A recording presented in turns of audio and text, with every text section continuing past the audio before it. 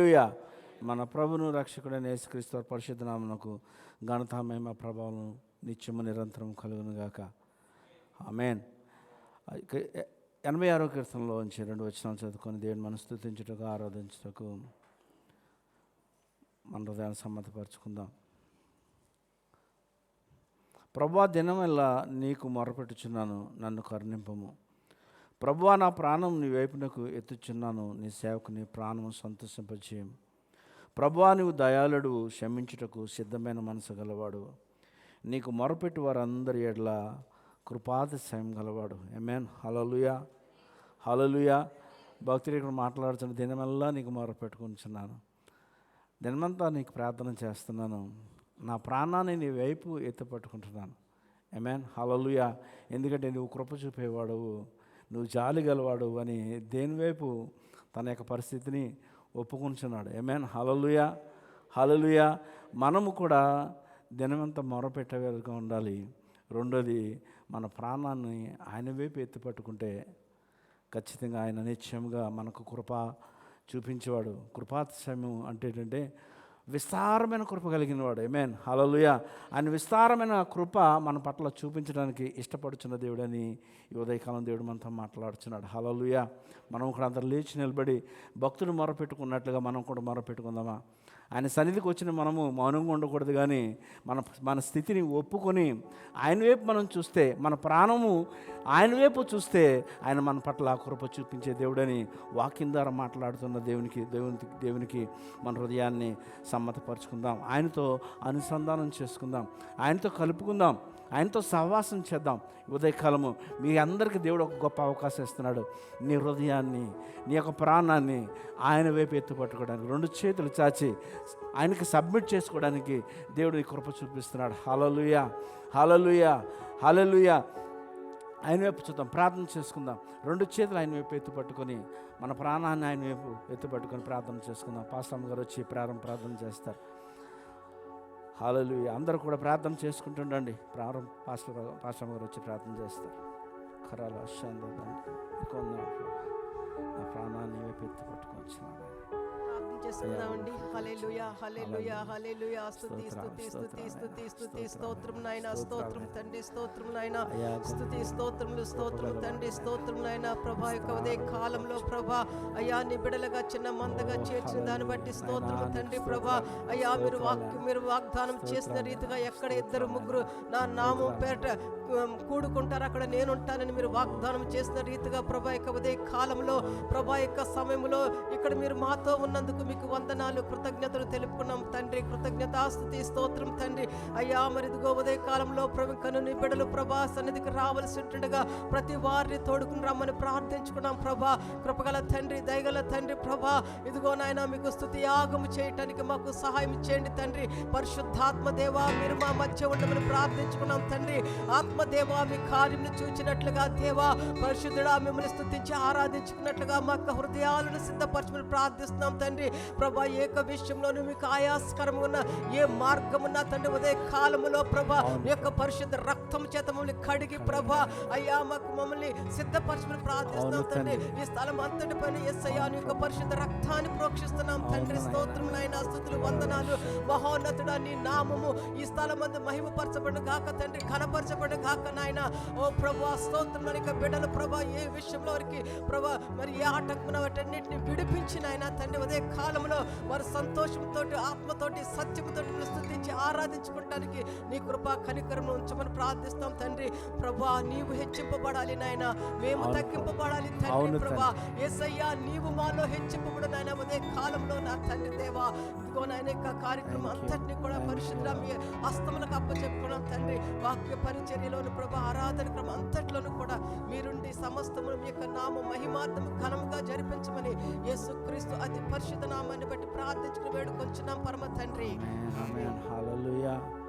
ఆయన మనల్ని ఉన్న స్థితిలో విడిచిపెట్టే దేవుడు కాదు ఆయన. ఆమేన్. హల్లెలూయా. మన పట్ల జాలి కలిగిన దేవుడు. ఆమేన్. హల్లెలూయా. మన సంతోషానికి కారణభూతుడైన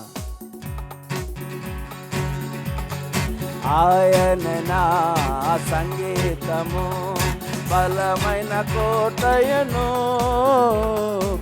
జీవాధిపతియు ఆయనే, జీవిత కాలమెల్ల స్తుతించెదను.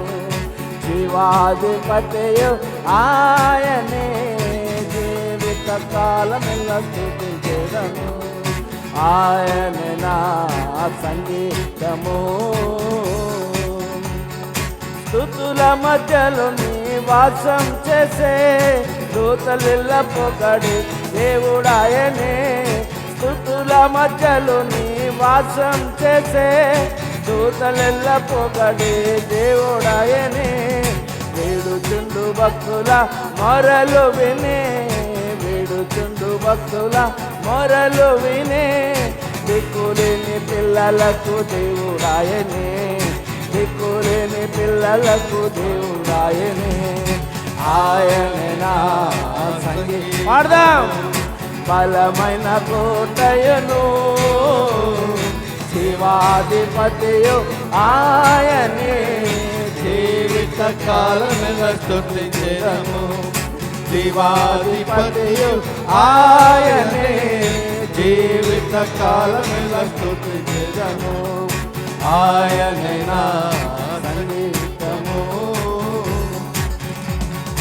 ఇద్దరు ముగ్గురు నా నామంబున ఏకీభవించిన వారి మధ్యలోన, ఇద్దరు ముగ్గురు నా నామంబున ఏకీభవించిన వారి మధ్యలోన, ఉండేదానని నా మన దేవుని, ఉండేదానని నా మన దేవుని.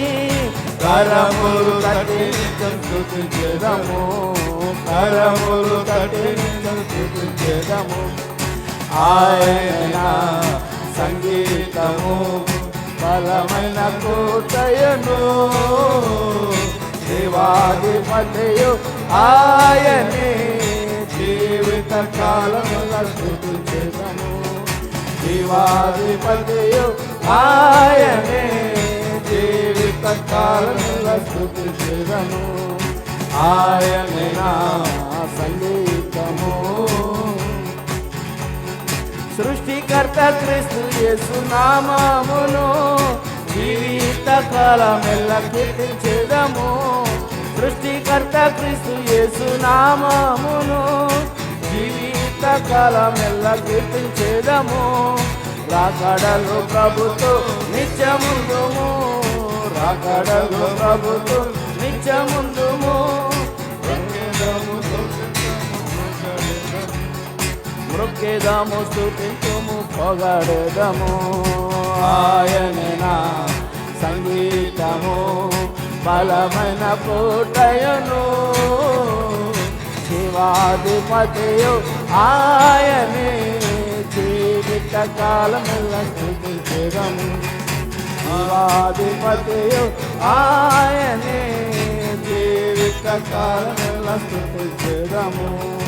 హల్లెలూయా, హల్లెలూయా, హల్లెలూయా. ఆయన జీవించుచున్నాడు కనుక మనం రేపటి దినాన్ని ఫేస్ చేయగలుగుతాం. ఆమేన్, హల్లెలూయా. ఈ దినంతో మన స్థితి ముగిసిపోలేదు. ఆమేన్, హల్లెలూయా.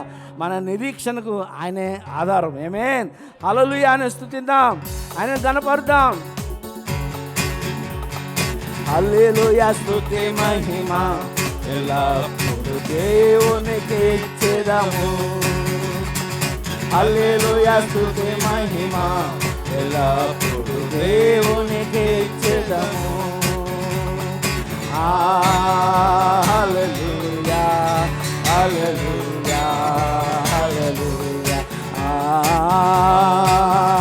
హల్లెలూయా, హల్లెలూయా, హల్లెలూయా, హల్లెలూయా. స్తుతి మహిమ ఎల్లప్పుడూ దేవునికి ఇచ్చేదము. హల్లెలూయా. స్తుతి మహిమ ఎల్లప్పుడూ దేవునికి ఇచ్చేదము. అల సైన్యములకు అధిపతి అయిన ఆ దేవుని స్తుతించేదము. పూర్ణ బలముతో సైన్యములకు అధిపతి ఆ దేవుని స్తుతించేదము. అలసంద్రములను దాటించిన ఆ యెహోవాను స్తుతించేదము. అలసంద్రములను దాటించిన ఆ యెహోవాను స్తుతించెదము. హల్లెలూయా స్తుతి మహిమ ఎల్లప్పుడు దేవునికి ఇచ్చెదము. హల్లెలూయా స్తుతి మహిమ ఎల్లప్పుడు దేవునికి ఇచ్చెదము. ఆకాశము నుండి మన్నాను పంపిన దేవుని స్తుతించెదము. ఆకాశము నుండి మన్నాను పంపి దేవుని స్తుతించెదము. బండ నుండి మధుర జలమును పంపిన ఆ యెహోవాను స్తుతించెదము. బండ నుండి మధుర ఆ యెహోవాను స్తుతించెదము. హల్లెలూయా స్తుతి మహిమ ఎల్లప్పుడు దేవునికి ఇచ్చెదము. హల్లెలూయా స్తుతి మహిమ ఎల్లప్పుడు దేవునికి ఇచ్చెదము. హల్లెలూయా హల్లెలూయా హల్లెలూయా హల్లెలూయా హల్లెలూయా హల్లెలూయా హల్లెలూయా స్తుతి మహిమ ఎల్లప్పుడు దేవునికి ఇచ్చెదము. హల్లెలూయా స్తుతి మహిమ ఎల్లప్పుడు దేవునికి ఇచ్చెదము. హల్లెలూయా హల్లెలూయా. ఎడారిలో మరి ఆధారం లేదు. ఆమేన్. వారి దాహాన్ని ఎవరో తీర్చలేరు. ఆమేన్. కానీ బండలాంటి క్రీస్తు మనకున్నాడు. ఆమేన్. హల్లెలూయా. మన దాహాన్ని తీర్చడానికి ఏమైనా చేసే దేవుడు మనకున్నాడు. ఆమేన్. హల్లెలూయా. మన స్థితిని మార్చే దేవుడు ఉన్నాడు. ఆమేన్. మన కాపురం మనకుండగా మనం భయపడవలసిన పని లేదు. ఆయనను స్తుతిద్దాం. యెహోవా నువ్వు నా కాపురని ఒప్పుకుందాం. ఆమేన్. ఎవరు మన కాపురే? ఎవరు నీ కాపురు? ఎవరు చెప్పండి గట్టిగా బిగ్గరగా. ఆమేన్. హల్లెలూయా. యెహోవా నా కాపరి, యేసయ్యా నా ఊపిరి, నాకు లేని లేదు. లోయలలో లోతులలో యెహోవా నా కాపరి, లోయలలో లోతులలో యేసయ్యా నా ఊపిరి. యెహోవాయే యెహోవా నా కాపరి, పచ్చిక గల చోట్ల నన్ను పరుండజేయును. విశ్వాసంతో చెప్దాం. పచ్చిక గల చోట్ల నన్ను పరుండజేయును. శాంతికరమైన జలముల యొద్ద నన్ను నడిపించును. శాంతికరమైన జలముల యొద్ద నన్ను నడిపించును. లోయలలో లోతులలో యెహోవా నా కాపరి, లోయలలో లోతులలో యేసయ్యా నా ఊపిరి. యెహోవా నా కాపరి, నా శత్రువు ఎదుట నాకు భోజనము చేయు. నా శత్రువు ఎదుట నాకు భోజనము చేయు. నూనెతో నా తలంచెను, నాటిని నిండిపోలును. నూనెతో నా తలంచెను, నాటిని నిండిపోలును. లోయలలో లోతులలో యెహోవా నా కాపరి, లోయలలో లోతులలో యేసయ్యా నా ఊపిరి. యెహోవా నా కాపరి, నీవు తోడయ్యుందువు, నన్ను ఆదరించువు. నీవు తోడయ్యుందువు, నన్ను ఆదరించువు. నీ మందిరములో కలకాలం నివాసము చేసెదను. నీ స్థిరములు కలకాలం నివాసము చేసేదను. లోయలలో లోతులలో యెహోవా నా కాపరి. లోయలలో లోతులలో యేసయ్య నా ఊపిరి. యెహోవా నా కాపరి, యేసయ్య నా ఊపిరి. నాకు లేదు లోయలలో లోతులలో యెహోవా నా కాపరి. లోయలలో లోతులలో యేసయ్య నా ఊపిరి. యెహోవా నా కాపరి, యేసయ్య నా ఊపిరి. హల్లెలూయా. అదే ధ్యానంతో ప్రభుని ఆరాధిద్దాం. మన కాపరి కృప కలిగిన దేవుడు కదా. ఆయన వైపు రెండు చేతులు పట్టుకుందాం, ఎత్తి పట్టుకొని మన ప్రాణాన్ని ఆయన వైపు ఎత్తి పట్టుకొని అడుగుదాం. అయ్యా నన్ను కడగండి, అయ్యా నా ప్రాణాన్ని కడగండి, నా ప్రాణాత్మ దేహం నన్ను కడగండి ప్రభు అని ఒప్పుకుందాం. ఆయన జాలి కలిగిన దేవుడు. నేను ఉన్న స్థితిలో నీ విడిచిపెట్టే దేవుడు కాదు. ఆమేన్. హల్లెలూయా.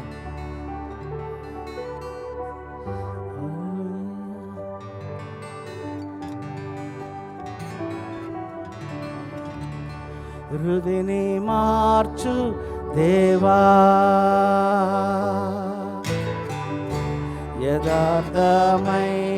యథార్థమైనదిగా హృదయని మార్చు దేవా, నీతో నుండుటకు హృదయని మార్చు దేవా,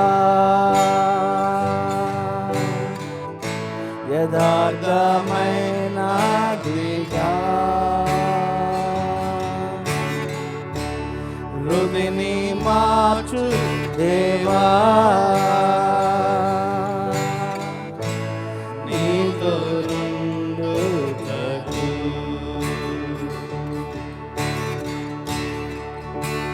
నీవు కుమ్మరివి, నేను మాంటిని, మల్చి రూపించమని నా ప్రార్థనా. హృదయని మార్చు దేవా,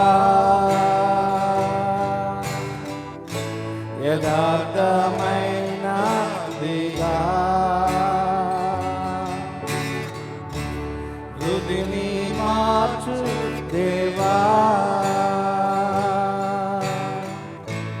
నీతో నుండుటకు. ఆశతో ఆరాధిద్దాం.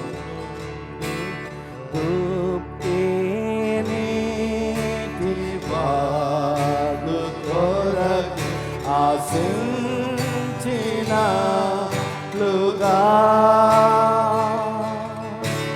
నీ కొరకే ప్రభువా నా ప్రాణం ఆశపడుచున్నది.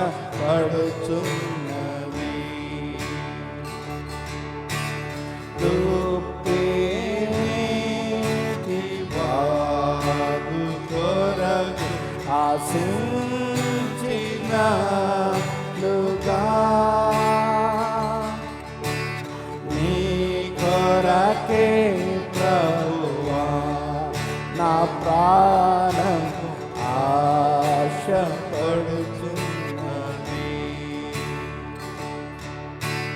నీవే నా బలము కేడెము, నీకే నా ఆత్మన తెందు. నీ కొరకే ప్రభువా నా ప్రాణం ఆశపడుచున్నది. యేసయ్యా నీ కొరకే ప్రభువా నా ప్రాణం ఆశపడుచున్నది. నా కాపరి నీ కొరకే ప్రభువా నా ప్రాణం ఆశపడుచున్నది. హల్లెలూయా.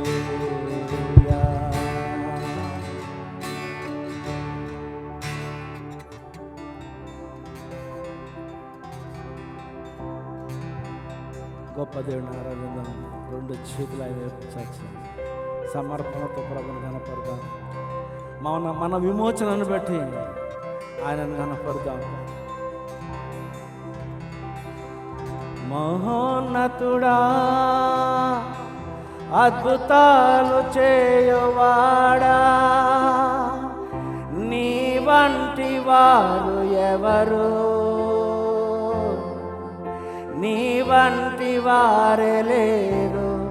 మహోన్నతుడా అద్భుతాలు చేయువాడా నీ వంటి వారు ఎవరు? నీ వంటి వారే లేరు.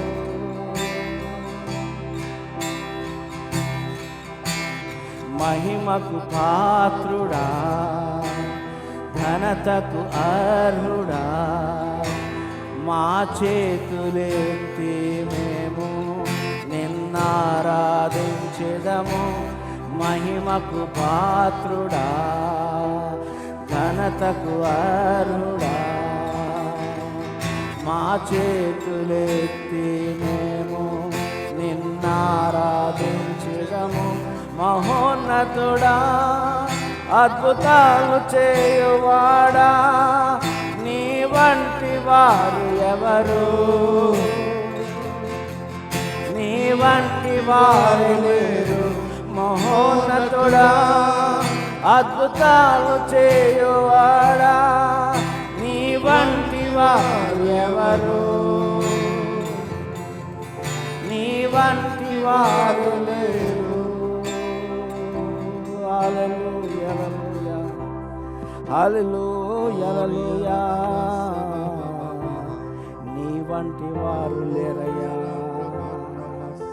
అద్భుతాలు చేసినవాడా కృపామయుడా జాలి గల దేవా రెండు చేతులు ఆయన వైపు చాచి ఈ ఉదయకాలం మర్ర పెట్టుకుందాం.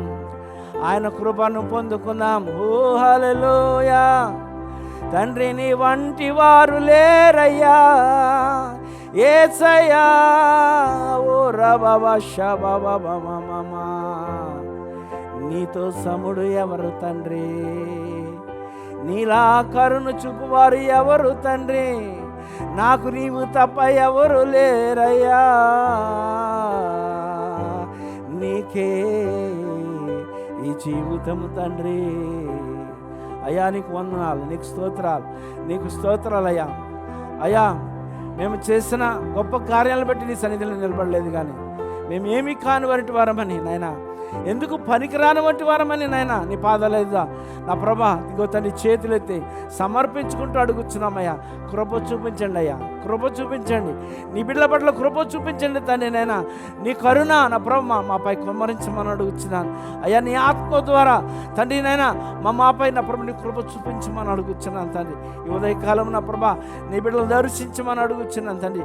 నూతన పరచమని అడుగుతున్నాను తండ్రి. నూతన హృదయం మీరు మాకు దయచేయమని అడుగుతున్నానయ్యా తండ్రి. మమ్మల్ని సంపూర్ణంగా నా ప్రభ నీ బిడ్డలుగా ఈ లోకంలో జీవించుటకు నా ప్రభ జ్యోతుల వలె ప్రకాశించినట్లునైనా తండ్రి నీ ఆత్మ ద్వారా నా ప్రభ మమ్మల్ని అభిషేకించి నడిపించమని అడుగుతున్నానయ్యా. అయ్యా మాకు కాదు తండ్రి, నీకే నిత్యము నిరంతరం మహిమ కలుగునట్లు నైనా మమ్మల్ని వాడుకొని నీవే మహిమ తెచ్చుకోమని సమస్త మహిమకు ఘనతకు అర్హుడైన యేసయ్య పరిశుద్ధ నామములో అడిగి వేడుకొనుచున్నాం పరమ తండ్రి. ఆమేన్. అందరు గట్టిగా చప్పట్లు కొట్టి ప్రభు నాను కనపడదాం. హల్లెలూయా. పాస్టర్ గారిని చప్పట్లతో ఆహ్వానించుకుందాం.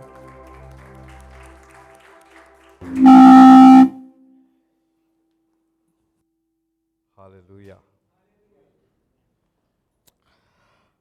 మీకందరికీ యేసుక్రీస్తు నామములో శుభములు తెలియజేస్తున్నాను. దేవుడు తన మా కృప చేత మనల్ని అందరినీ కూడా గత వారమంతా కాచి కాపాడి మరొకసారి ఆయన సంద చేసినందుకు మహిమ ఘనత ప్రభావం ఆయనకే కలుగును గాక. ఆమేన్.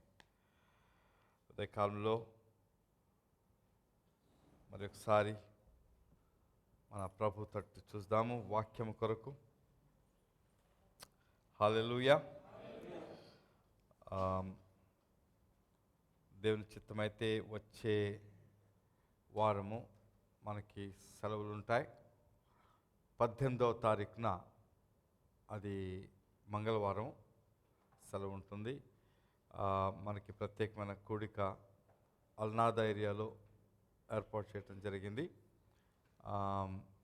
ప్రత్యేకంగా పరిశుద్ధాత్మలో మనము పరిశుద్ధాత్మలో బాప్తిస్మం పొందుటకు, ఆయన ఆత్మచేత నింపబడి ఆత్మ బలంతో జీవించుటకు, నేను పరిశుద్ధాత్మను గురించి మీకు అనేక విషయాలు చెప్పడమే కాదు, పరిశుద్ధాత్మ ఎంత అవసరం చెప్పడం జరుగుతూ వచ్చింది. ఇంకా కొన్ని విషయాలు చెప్తూనే ఉంటాను. మీరు ప్రతిదినం కూడా అయితే మనకు లూకాసు వార్తలు ఉంటుంది 11:13లో. అక్కడ అడుగుడి అనే మాట గురించి వస్తుంది. అక్కడ అంటాడు, మీరు మీ పరలోకపు తండ్రిని పరిశుద్ధాత్మను అడిగిన ఎడల ఎందుకు ఇవ్వడు అంటే అడుగుతూ ఉండాలి. మనం కోరుకునేవి అన్నీ కూడా అనేక విషయాలు అడుగుతాం. మనం దేవుని దగ్గరగా చాలాసార్లు అడగటం చూసినప్పుడు మన యొక్క అవసరాలు ఎక్కువ చెప్పుకుంటాం. అవసరాలు అంటే మనకు అన్నీ ఎప్పుడు కూడా మనకు డబ్బులు కావాలి. ముందు మా ప్రార్థన ఎప్పుడు ఆ డబ్బులు కావాలి, ఆ సమస్య ఉంది, సమస్యలు డబ్బులు ఆరోగ్యం రెండు. ఎక్కువ మంది క్రైస్తవులు అడిగేది డబ్బులు ఆరోగ్యం అంతే. తర్వాత మూడోది పిల్లలు ఉన్నవారు పిల్లల చదువులు బాగా ఉండాలి, అంతే కదా. ఎందుకంటే ఆయన ఎక్కువ అడుగుతున్నారు మీరు. అదే కాకుండా దేవుని సన్నిధికి ఇవ్వాల్సిన ప్రాధాన్యత ఇవ్వలేకపోతున్నాం. ఇప్పుడు ఒక వారం ఈ చర్చ్ ఫుల్ అయిపోతుంది, ఇంకో వారం చూసి ఇవాళ చూడండి పల్సగా ఉంది. మరి మనుష్యులు ఏమనుకుంటారు, అసలు వాళ్ళ హృదయంలో దేవుని గురించి ఏమనుకుంటారు?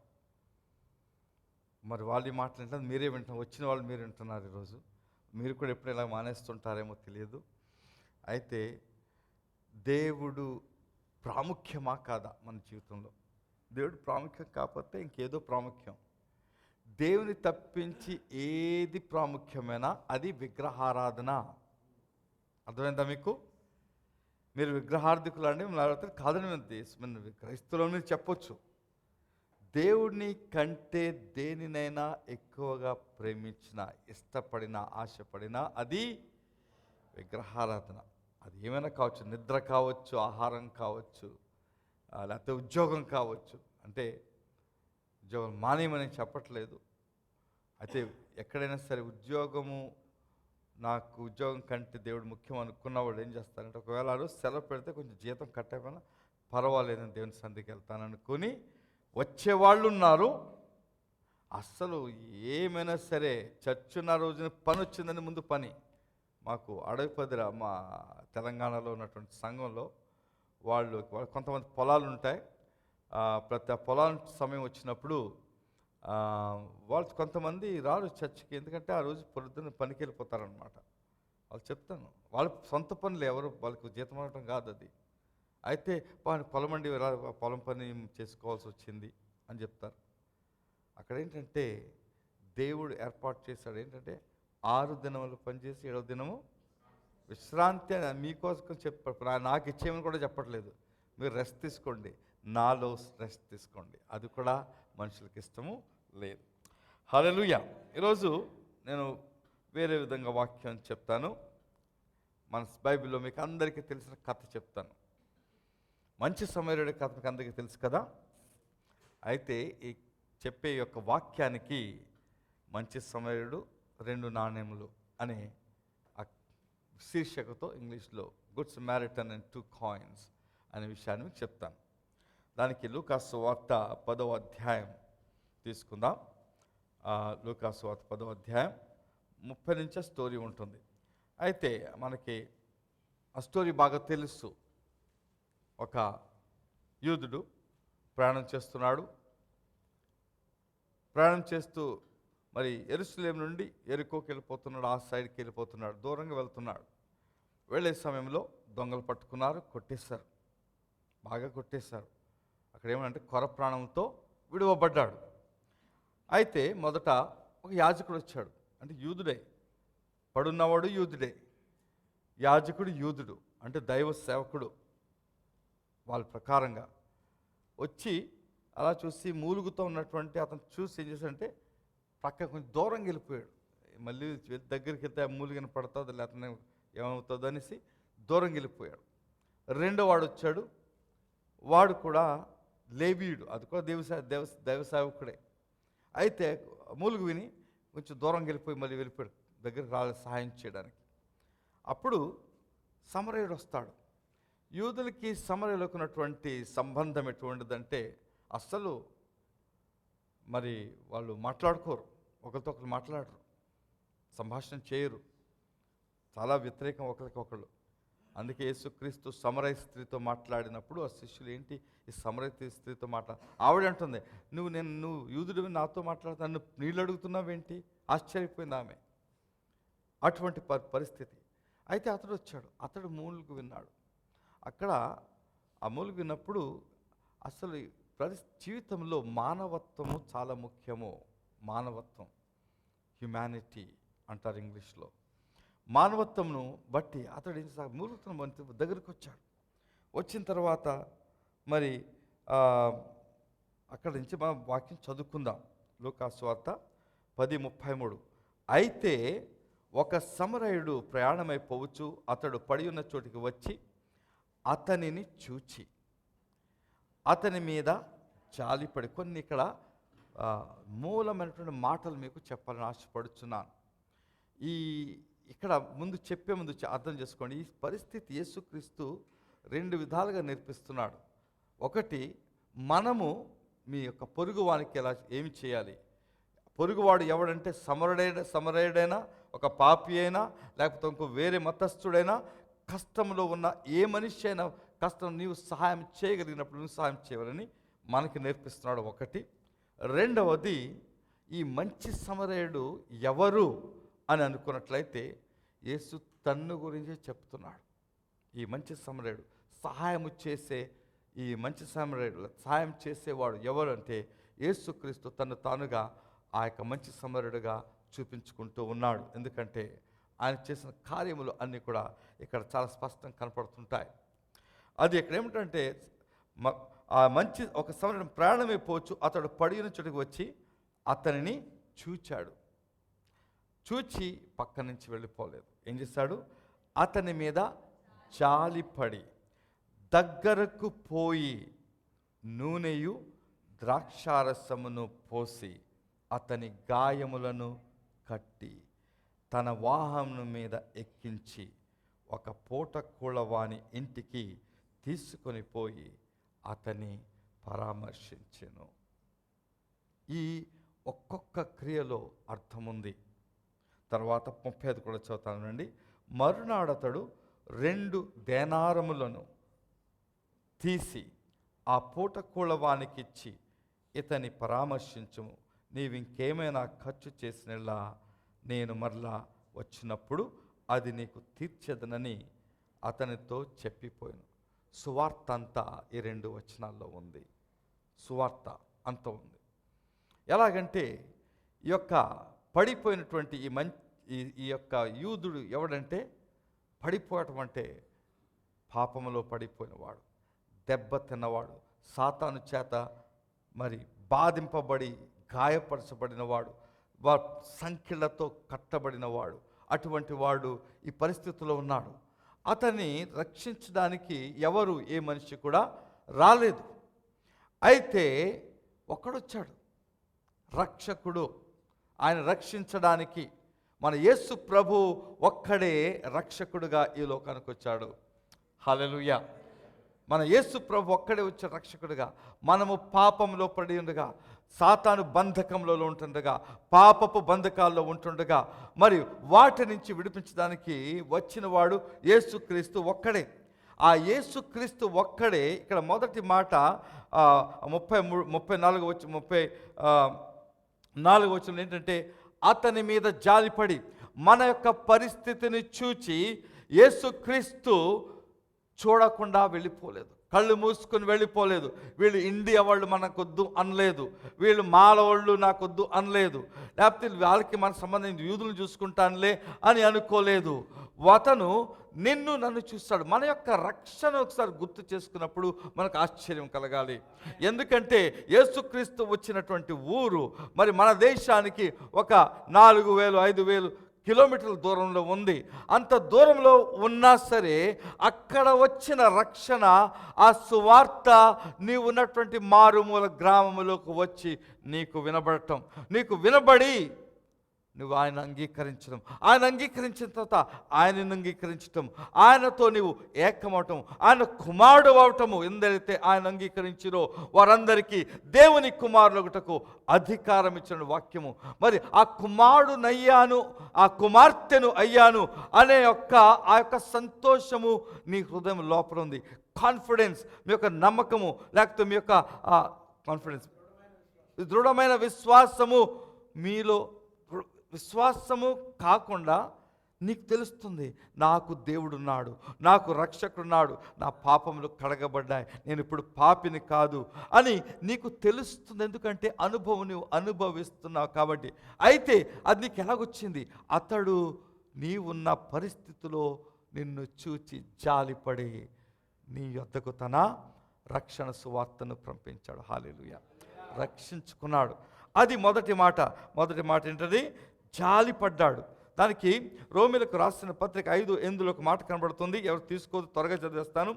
అయితే దేవుడు మన ఎడల తన ప్రేమను వెల్లడిపరచుచున్నాడు. మనకు యోహాను 3:16 అందరికీ తెలుసు. దేవుడు లోకంలో ఎంతో ప్రేమించిన మాట మనకు తెలుసు. ఆయన ప్రేమను వెల్లడిపరుస్తున్నాడు. ప్రేమను ఎలా వెల్లడిపరుస్తున్నాడు?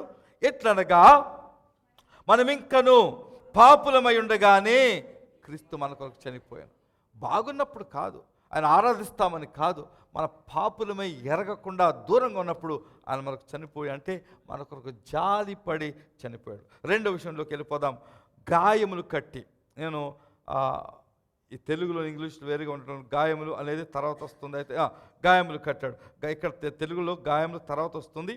అయితే గాయములు కట్టుట, ఈ గాయములు కట్టుట అనే మాట వచ్చేటప్పటికి మనము పాపము అనే రోగముతో పడి ఉన్నాం, పాపం అనే దెబ్బలతో పడి ఉన్నాం, సంఖ్యల చేత కట్టబడేటువంటి దెబ్బలతో పడి ఉన్నాం. సాతాను మనను మరి తన యొక్క సంఖ్యలలో బంధకంలో ఉంచి గాయములతో రోగంతో పడవేస్తున్న పరిస్థితి. అయితే మనకు వాక్యం చెప్తుంది, యెషయా 53:4 చెప్తుంది, నిశ్చయముగా అతడు మన రోగములను భరించెను, మన వ్యసనములను వహించెను, ఆయనను. తర్వాత కిందకి వెళ్ళినట్లయితే 5వ వచనం, మన క్రయములను బట్టి అతడు గాయపరచబడెను, మన దోషములను బట్టి నలుగగొట్టబడెను, మన సమాధానార్థమైన శిక్ష అతని మీద పడెను, అతడు పొందిన దెబ్బల చేత మనకు స్వస్థ, మన గాయములు కట్టాడు. హల్లెలూయా. మన ఉన్న పరిస్థితి నుంచి, పాప భారము నుంచి, పాప గాయముల నుంచి, పాపం పెట్టిన సంఖ్యల నుంచి ఆయన విడిచిపెట్టి వచ్చి మనను కట్టాడు ఆయన. అది రెండో విషయం. మనం ముందుకు ఇంకా వెళ్ళినట్లయితే మూడవది, నూనెయు ద్రాక్షారసమును పోసి అనే మాట చెప్తున్నాడు. నేను కొన్ని ముందుకు ఎందుకు వెళ్తానంటే ఒక 2 విషయాలను దాకరగా కొంచెం సమయం స్పెండ్ చేయాలని ఆశపడుతున్నాను. అందుకే దీన్ని స్పీడ్గా తీసుకెళ్తున్నాను నేను. నూనెయు ద్రాక్షారసము, ఈ రెండింటికి అర్థం ఉంది. నూనెయు ద్రాక్షారసము. ఈ యొక్క ద్రాక్షారసము యేసుక్రీస్తు యొక్క రక్తమునకు సాదృశ్యము. నూనె పరిశుద్ధాత్మకు సాదృశ్యము. ఆయన ఈ గాయము కట్టి అంటే ఏంటంటే రక్షించాడు, అంటే మనం పరిస్థితిని తీసుకుని రక్షించాడు. రక్షించిన తర్వాత ఆ రక్షించే సమయం ఎలాగ రక్షించాడంటే ద్రాక్షారసము పోసి ఆ యొక్క గాయములను కట్టాడంటే కడిగాడు. కడిగిన తరువాత ఆ తర్వాత నూనె పోస్తున్నట్టుగా మనం చూస్తున్నాం. అయితే ఇక్కడ వాక్యం ఏం చెప్తుందంటే మొదటి యోహాను పత్రిక 1వ అధ్యాయము 7వ వచనం ఆఖరి భాగం చూసినట్లయితే అక్కడ ఏమంటుందంటే, అప్పుడు ఆయన కుమారుడైన యేసు రక్తము ప్రతి పాపము నుండి మనలను పవిత్రులుగా చేయును. యేసు రక్తం మన ప్రతి పాపం నుండి ఆయన పవిత్రం చేస్తాడు. రక్తం అది, ఆయన కాచిన రక్తము ఆ యొక్క ద్రాక్షారసమునకు సాదృశ్యంగా ఉంటుంది. ఆ ద్రాక్షారసం పోసినప్పుడు మామూలుగా ద్రాక్షారసము ఒక ఇంగ్లీష్లో స్పిరిట్ అంటాం. మీకు ఇంజెక్షన్ రాసినప్పుడు రాసి పెడతారు, దూది తీసుకుని రాస్తారు, అది స్పిరిట్. స్పిరిట్ అంటే దానికి స్పిరిట్ అన్నా ఆత్మ అన్నా ఒకటే మళ్ళీ. సో ఈ ద్రాక్షారసం కూడా ఒక స్పిరిట్ ఒక విధంగా. ఎందుకంటే దాంట్లో ఆల్కహాల్ అంటే దాంట్లో తెలుగు ఆల్కహాల్ ఏమంటారు, సారా అంటారా లేదా ఏమంటారు? ఎగ్జాక్ట్లీ ఆల్కహాల్కి తెలుగు వర్డ్ ఉందా లేదా? ఉంటుంది ఇక్కడ. అంటే మద్యం, బహుశా ఏదో ఉంటుందండి ఆల్కహాల్. సైంటిఫిక్ వర్డ్ ఎవరికైనా తెలుసా? ఇంగ్లీష్లో ఆల్కహాల్, స్పిరిట్, ఓకే, ఏదైనా కావచ్చు. మీకు అందరికీ తెలుసు ఆల్కహాల్ అంటే, అందరికీ తెలుసు కాబట్టి చెప్తున్నాను. అది ఆ యొక్క దాంట్లో ఉన్నటువంటి ప్రత్యేకత ఏంటంటే, మనము ఏదైనా పుండు మీద కానీ గాయం మీద కానీ వేసి దాన్ని తుడిచినప్పుడు ఆ గాయం మీద ఉన్నటువంటి ఆ బ్యాక్టీరియాని చంపివేసి అది క్లీన్ చేస్తుంది. అయితే గాయము కట్టబడాల తర్వాత దానికి మందు రాయాలి, ఆయింట్మెంట్ అంటాం ఇంగ్లీష్లో, ఏదో ఆయింట్మెంట్ పెట్టుకుంటాం. ఇక్కడ నూనె, వారికి ఏంటంటే ఒలివ ఆయిల్ వేసి వాళ్ళు కట్టుకునేవారు, వారి యొక్క పద్ధతి. ఆయన దగ్గర 2 కూడా ఉన్నాయి. ఆ రెండిని తన పదార్థాలని ఆయన మీద వ్యయం చేస్తున్నాడు. ఆయన యేసుక్రీస్తు కూడా తన రక్తమును మన కొరకై చిందించి వ్యయం చేశాడు. అలాగే అది అయిపోయిన తర్వాత ఏం చేస్తాడంటే, ఆ యొక్క నూనె పరిశుద్ధాత్మకు సాదృశ్యం. చాలా వాక్యాలు ఉంటే ఒక వాక్యం చూపిస్తున్నాను. 1 సమూయేలు 16వ అధ్యాయము 13వ వచనం చూసినట్లయితే అక్కడ ఆ నూనె ఎలాగ పరిశుద్ధాత్మలో పనిచేస్తుందో చూస్తాం. సమూయేలు అక్కడ దావీదును మరి ఆయనలో సమూయేలు పిలిచిన తర్వాత దేవుడు చూపిస్తే ఇతను నన్ను ఎన్నుకున్న రాజు ఇతనే అని చూపించినప్పుడు 13వ వచనంలో సమూయేలు తైలపు కొమ్మును తీసి వాని సహోదరుల ఎదుట వానికి అభిషేకము చేసినట్టే. అభిషేకం అంటే తైలము పోసాడు. పోసిన తర్వాత ఏమైంది? నాట నుండి యెహోవా ఆత్మ దావీదు మీదకి వచ్చింది. తైలం పొగేమొచ్చింది, ఆత్మ వచ్చింది. ఆత్మ వచ్చిన తర్వాత సమూయేలు వెళ్ళిపోయాడు. దావీదు బలముగా వచ్చెను. ఈ యొక్క నూనె పరిశుద్ధాత్మకు సాదృశ్యంగా నిలుస్తుంది. కాబట్టి యేసుక్రీస్తు రక్షించి, అక్కడ మనకి తెలిసిన వాక్యం, బాగా తెలిసిన వాక్యం ఎప్పుడు చెప్తుంటాను, అపోస్తల కార్యములు 2:38లో మీరు మారు మనస్సు పొంది బాప్తిస్మం పొందుడి, అప్పుడు పరిశుద్ధాత్మను వరం పొందుతారు. మొదట మారు మనస్సు, తర్వాత బాప్తిస్మం అంటే ఒప్పుకొనుట, అప్పుడు పరిశుద్ధాత్మ మీలోనికి వచ్చి నివాసము చేస్తుంటాడు. అలాగుననే ఈయన మీదకి మరి ఆత్మను కూడా పంపినట్లుగా మనం చూస్తున్నాం. ముందుకెళ్ళిపోతే ఇంకో మాట కనపడుతుంది. అప్పుడు తర్వాత ఏం చేస్తాడు? తీసుకుని పోతాడు. ఎలా తీసుకుపోతాడంటే, తన వాహనం గురించి చెప్తాను. అయితే దాని ముందు పూట కూడవాని ఇంటికి తీసుకుపోయాను. అంటే ఒక సత్రము, అంటే సత్రానికి తీసుకువెళ్తాడు. పూటకూళ్ళు అంటే సత్రము. మన దేశంలో తెలుసు, కొన్నిసార్లు ఎక్కడైతే తీర్థాలు గిని జరుగుతుంటాయి అక్కడ సత్రాలు ఉంటాయి. అంటే ఇల్లు ఏం లేని వాళ్ళు వెళ్ళి అక్కడ పడుకోవడానికి కొంచెం స్థలం ఉంటుంది. ఎక్కడో ఆ రోజుల్లో, పాత రోజుల్లో, ఇప్పుడు అందరూ హోటల్లోకి వెళ్ళిపోతున్నారు. అయితే పాత రోజుల్లో సత్రాలు ఉండేవి. సత్రంలోకి వెళ్ళి ఉండొచ్చు అన్నమాట. వారు ఫ్రీగా వచ్చేవారు ఆ రోజుల్లో. అలాగా వీళ్ళు ఏదో కొన్ని డబ్బులు తీసుకుని సత్రం మార్గ మధ్యంలో, ఇంగ్లీష్లో మీకు అమెరికాలో మాట ఉంటుంది, ఏంటంటే మొటేల్ అంటారు. మొటేల్ అంటే హోటల్ కాదు, మొటేల్ అంటే రోడ్డు మీద ఉండే హోటల్. మోటార్స్ వెళ్ళి అంటే మీ కారు తిన్నగా పట్టుకెళ్ళి మీ రూమ్ ఎదుర పార్క్ చేసుకోవచ్చు. అలా కడతారు వాటిని అమెరికా దేశంలో. అంటే మీ రూమ్ ఎక్కడుందో అక్కడే డోర్ ఉంటుంది, మీ కారులో సామాన్ తీసుకెళ్ళి దాంట్లో పెట్టుకోవచ్చు. దాన్ని మొటేల్స్ అంటారు. అంటే ప్రయాణం చేసే వాళ్ళకి సహాయంగా. అలాగునని మరి ఆ దేశంలో కూడా ఈ సత్రాలు ఉంటాయి. ఉన్నప్పుడు దానిలోనికి తీసుకెళ్తాడు. దీనికి నేను మీకు సాదృశ్యం ఏం చెప్తున్నానంటే, దేవుడు ఇక్కడ ఏమంటాడంటే, దేవుడు రక్షించిన తర్వాత మన కొరకు కాపాడుతాడు. He takes care of us. ఇంగ్లీష్లో మనల్ని కాపాడుతూ ఉంటాడు.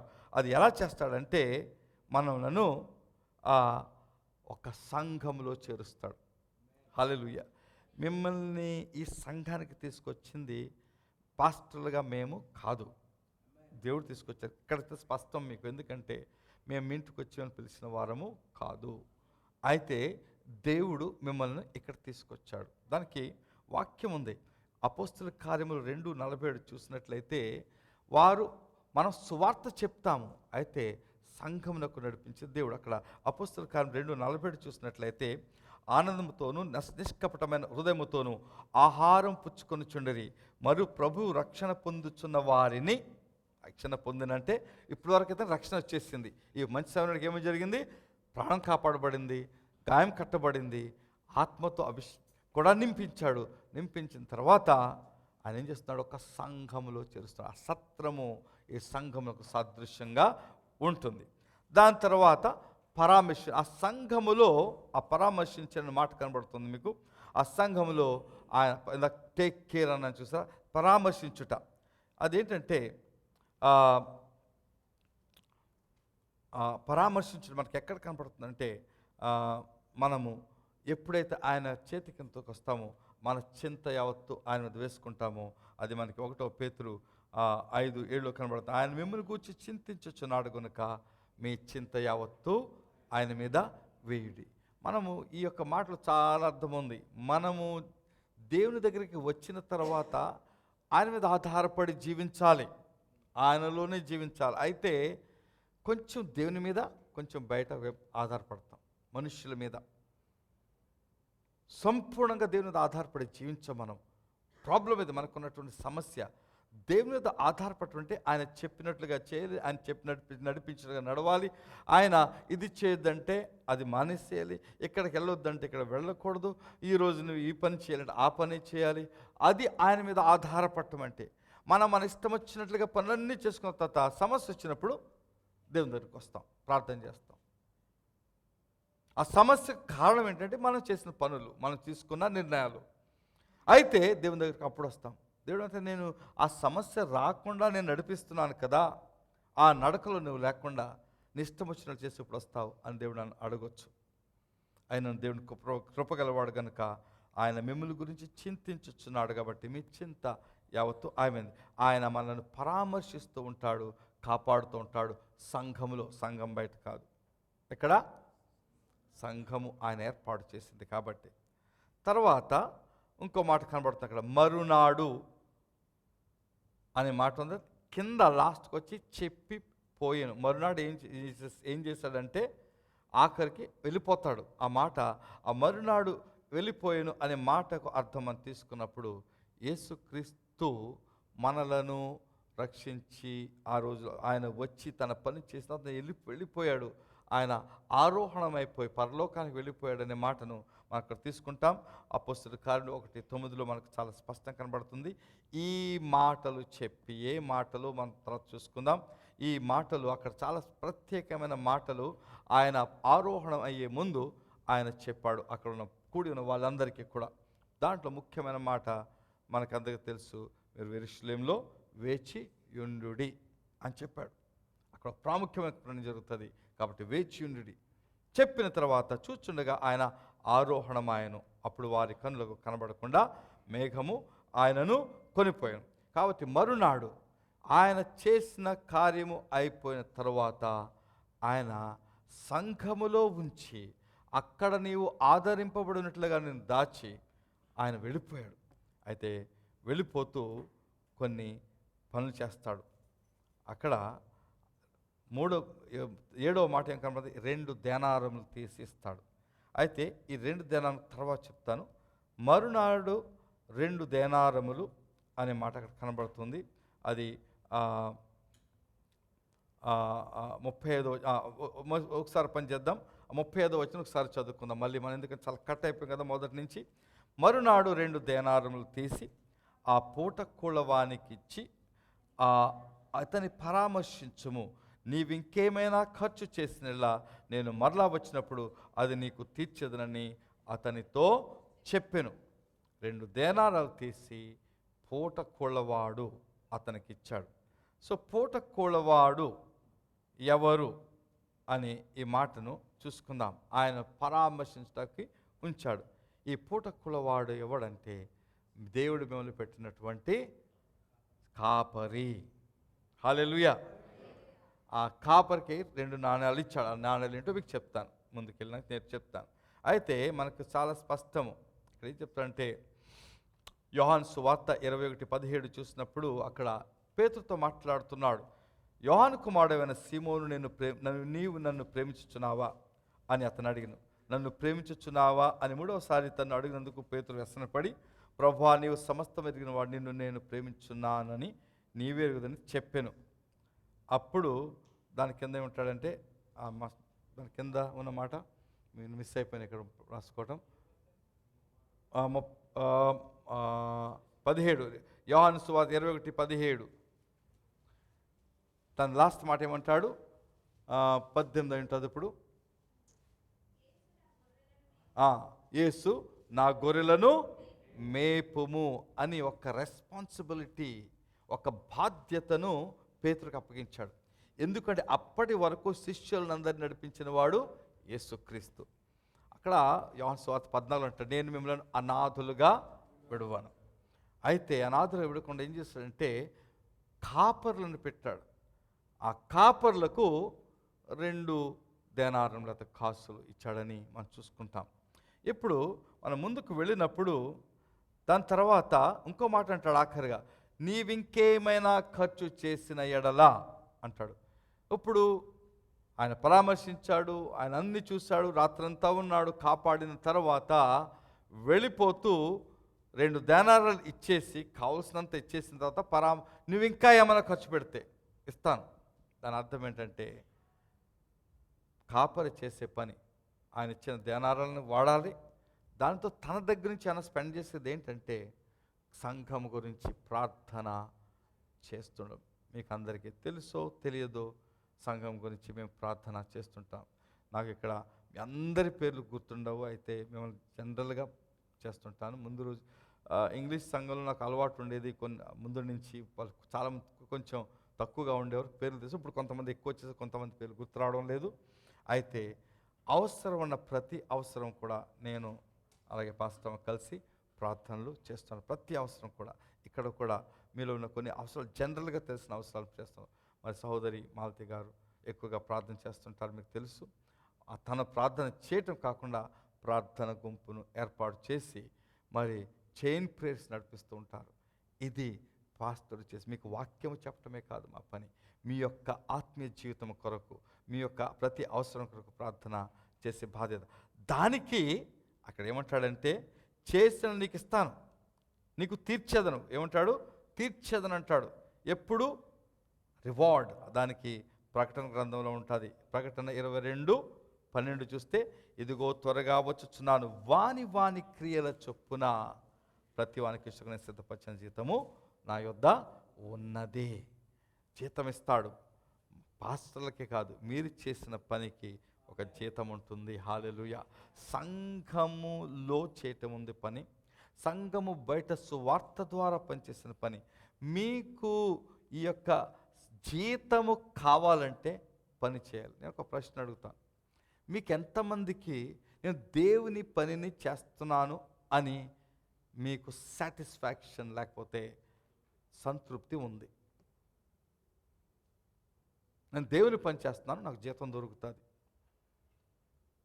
లేకపోతే జీతం ఇచ్చే సమయంలో వస్తే లైన్గా జీతాలు ఆ రోజుల్లో కొద్ది, ఇప్పుడు కూడా చాలా చోట్ల లేబరర్స్ వచ్చినప్పుడు లైన్గా వచ్చి నిలబడతాడు. అక్కడ ఒక టేబుల్ మీద కూర్చొని జీతం ఇస్తూ ఉంటాడు. అటు చూసుకుంటాడు, నీ పేరు ఈయన సతీష్ గారు వచ్చారు, నువ్వు గత వారం 5 గంటలే పనిచేస్తావు, ఇదిగో నీకంత. ఆయన వచ్చారు, స్వరూప్ గారు వచ్చారు, మీరు 7 గంటలు పనిచేస్తారు, మీకు జీతం ఇది ఇస్తాడు. ఇంకా ఆయన వచ్చారు, మన సహోదరులు వచ్చారు, మోజస్ గారు వచ్చారు, నువ్వు గత వారం అంతా పని చేయలేదు, వచ్చావు పని చేయలేదు, నీకు 0 వెళ్ళిపోమంటాడు. దాని అర్థం అది. మిమ్మల్ని అడుగుతాను, మీరు దేవుని పని ఏ విధంగా చేస్తున్నారు? మీకు ఏమైనా తెలుసా? దేవుని పని చేస్తున్నారా? లేదా పని చేయకుండా జీతం కొరకు వస్తారా? ఆలోచించడు ఒకసారి. మీకు అందరికీ దేవుని పని ఉంది, అందరికీ ఉంది. ప్రతి ఒక్కరు కూడా సాక్ష్యము చెప్పాలి. అందుకే అపొస్తలుల కార్యంలో 1వ అధ్యాయంలో ఏమంటారంటే, మీరు నాకు లోకమంతం వరకు కూడా సాక్షులే.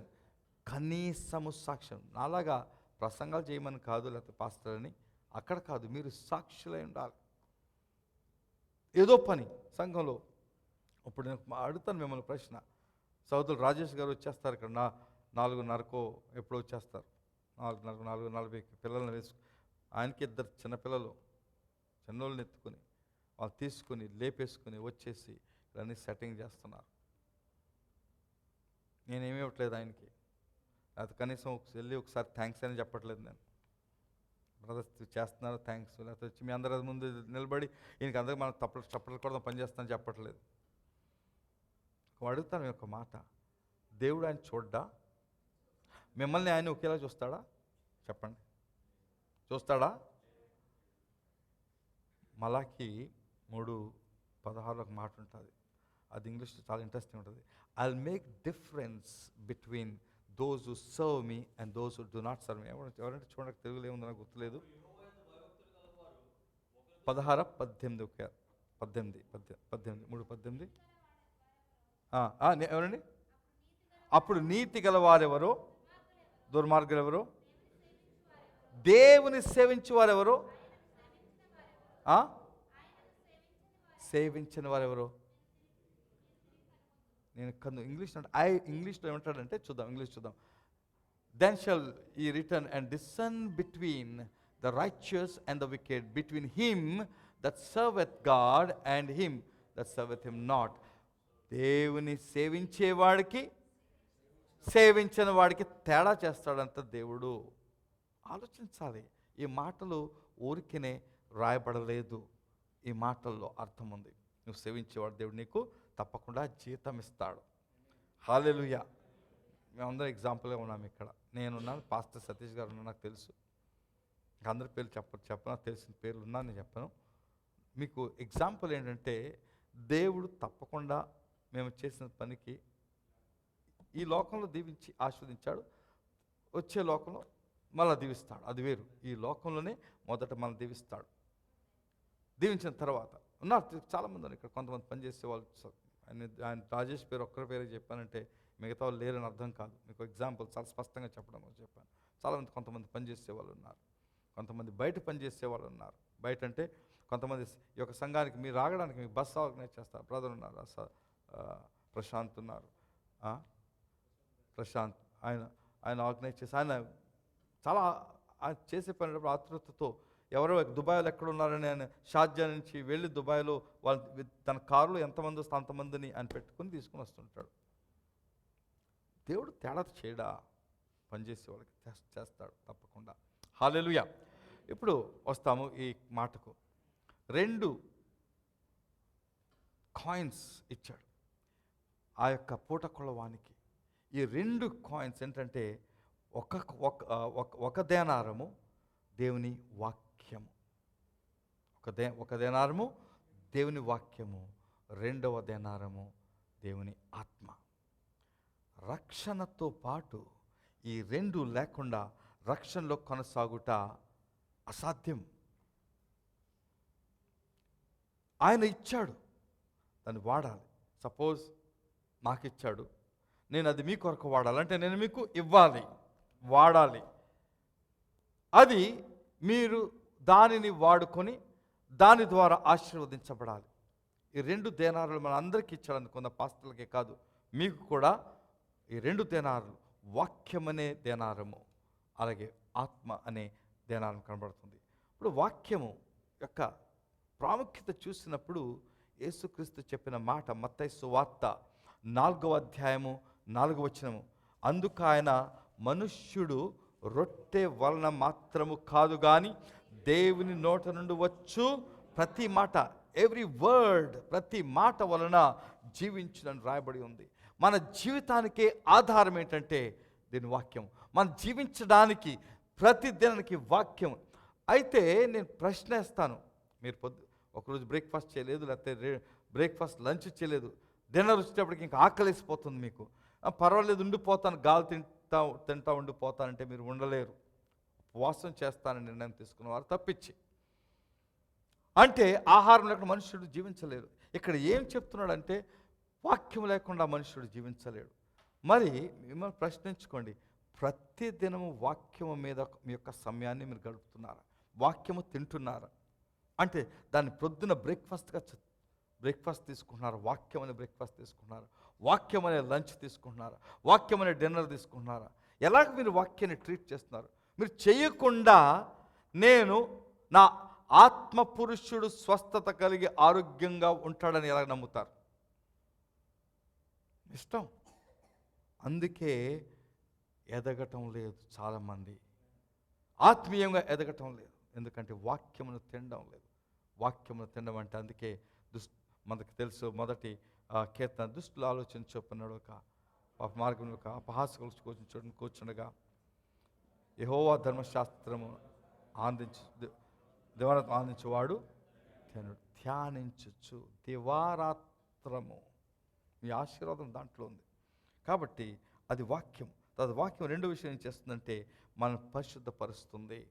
ఇది ఎఫెసీయులకు రాసిన పత్రిక 5:26లో చూసినప్పుడు, 26 కాదు 25 నుంచి 27 వరకు ఇక్కడ రాయబడింది. అయితే దీంట్లో నేను లాస్ట్ మాట చదువుతాను, ఇది ఒకటే వాక్యం రాయబడింది. కాబట్టి వాక్యముతో ఉదక స్నానము చేత దానిని అంటే సంఘమును పవిత్రపరిచి పరిశుద్ధపరచుటకై దాని కొరకు తన్ను తాను అప్పగించుకొనెను. ఉదక స్నానము, వాక్యము మనకు స్నానం చేస్తుంది, కడుగుతుంది. అక్కడ అంటాడు యోహాను సువార్త 15వ అధ్యాయంలో బిగినింగ్లో అక్కడ ద్రాక్షవల్లి గురించి మాట్లాడుతున్నప్పుడు చెప్పే ముందు అంటాడు, నేను మీతో చెప్పిన వాక్యం విన్నారు కాబట్టి మీరు ఇప్పుడు పరిశుద్ధపరచబడ్డారు. ఆయన చెప్పిన వాక్యము విని అది మన హృదయంలోకి వెళ్ళినప్పుడు, ఆ వాక్యం మనలో పని చేసినప్పుడు మనం పరిశుద్ధపరచబడుతున్నాం. వాక్యం వినినప్పుడు పరిశుద్ధపరచబడుతుంటాం. మీరు చదివి ధ్యానించినప్పుడు మీరు స్వస్థపరచబడుతూ ఉంటారు. కాబట్టి వాక్యము మనకు ఆహారము, వాక్యము మనకు స్వస్థత, మనల్ని కడుగుతుంది. అలాగే వాక్యముకు పనిచేస్తుంది. వాక్యమే దేవుడు మనకు ఒక ఆయుధంగా ఇచ్చాడు, ఆయుధము. మరి ఎఫెసీయులకు రాసిన పత్రిక 6:17 చూసినట్లయితే, మరియు రక్షణయను శిరస్త్రాణమును దేవుని వాక్యమును ఆత్మ ఖడ్గము. సాతానుతో పోరాడడానికి మీకు కావాల్సింది ఖడ్గము. సాతాను మీకు శత్రువు ఉన్నాడు, వాటితో పోరాడుతూ ఉండాలి. పోరాడాలంటే మనకు కావాల్సింది ఏంటంటే వాక్యమనే ఆత్మ ఖడ్గము. హెబ్రీయులకు రాసిన పత్రిక 4:12లో ఇంకో మాట రాయబడింది. ఎటువంటి ఖడ్గం అంటే ఇక్కడ చాలా స్పష్టంగా రాయబడింది, ఎందుకనగా దేవుని వాక్యము సజీవమై బలము గలదై రెండంచులు గల ఎటువంటి ఖడ్గం కంటే వాడిగా ఉండి ప్రాణాత్మలను కీళ్లను మూలుగను విభజించునంత మట్టుకు దూరుచు హృదయం యొక్క తలంపులను ఆలోచనలను శోధించుచున్నది. అది ఒక ఏమన్నాడు వెపన్ ఏమన్నాడు, ఆయుధంగా వాడబడుతుంది. అంతేకాదు మన శరీరంలో దూరి, రెండంచులు గల ఖడ్గము దూరి శరీరంలో మన ఆత్మలో దూరి మనలను శోధించుచున్నది, తలంపులను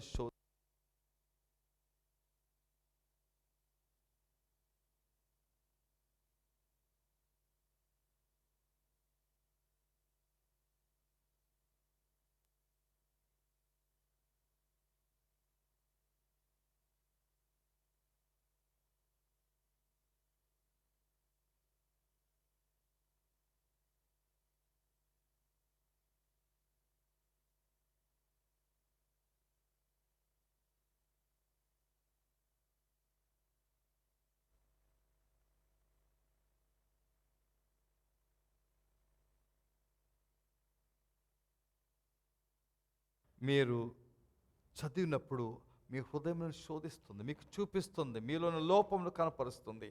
దాన్ని ఒప్పుకోవడానికి మీకు వీలవుతుంది. అందుకే వాక్యాన్ని ధ్యానించాలి, అనేక విషయాలను దేని గురించి నేర్పిస్తుంది.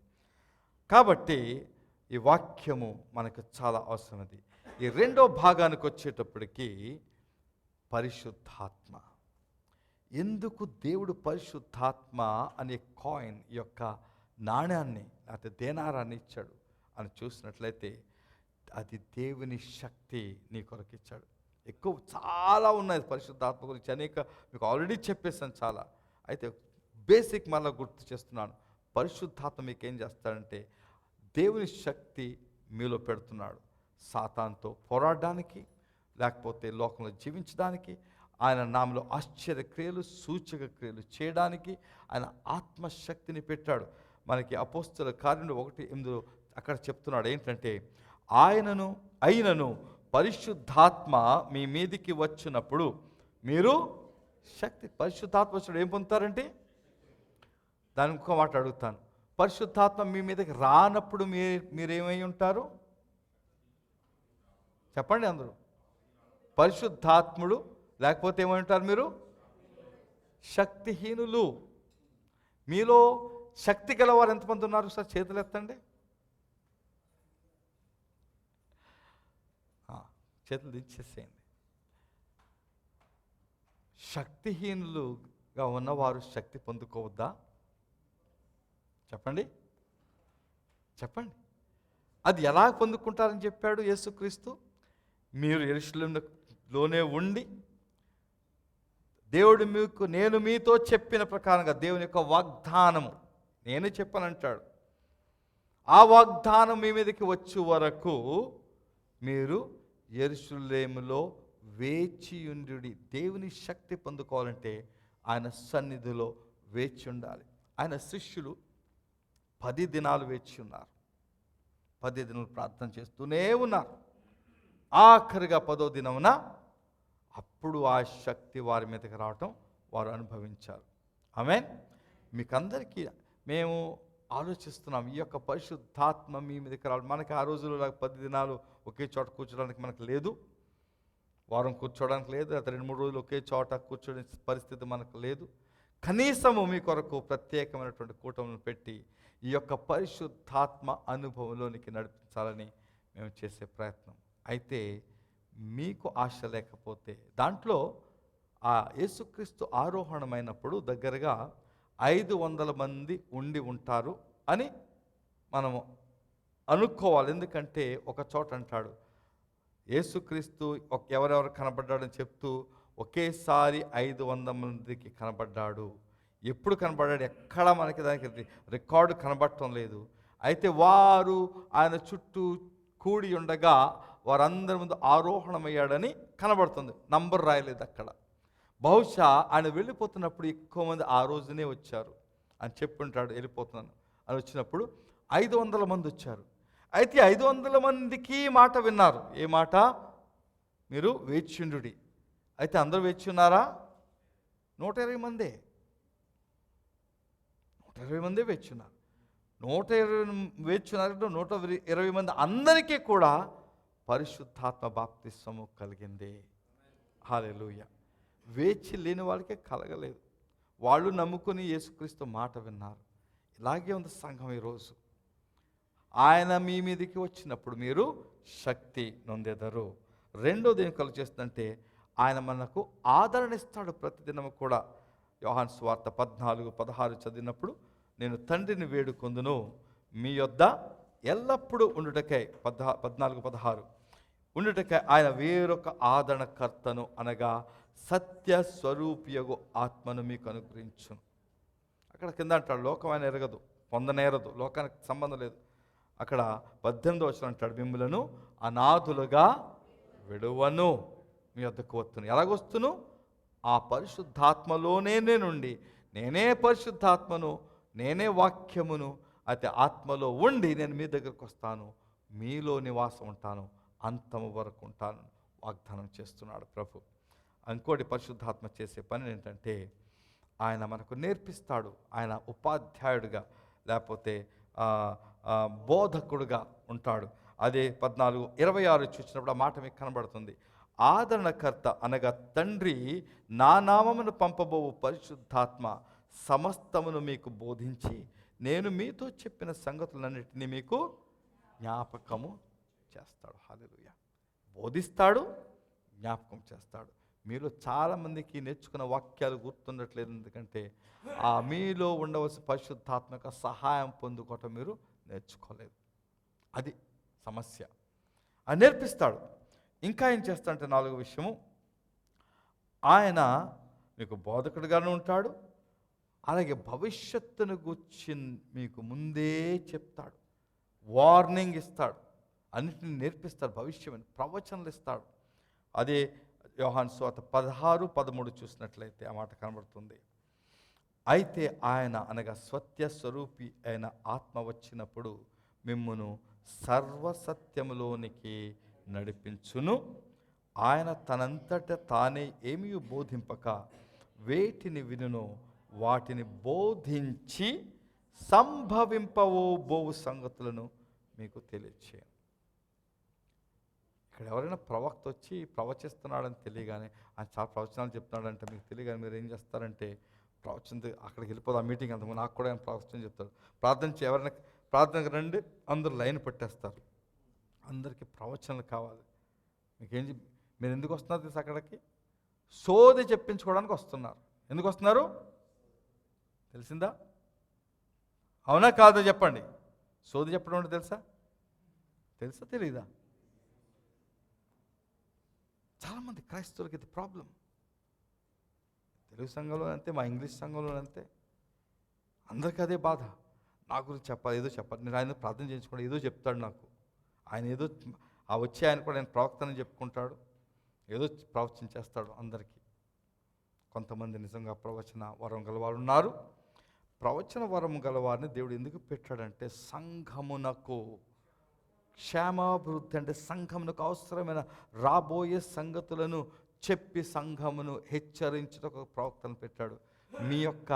నీకు వచ్చే సంవత్సరం పెళ్ళి అవుతుంది, నీకు 2-3 నెలల ఉద్యోగం వస్తుంది, నీ కొడుకు డాక్టర్ అవుతాడు, లేకపోతే ఇంకేదేదో విషయాలు చెప్పడానికి ప్రవక్తలను పెట్టలేదు.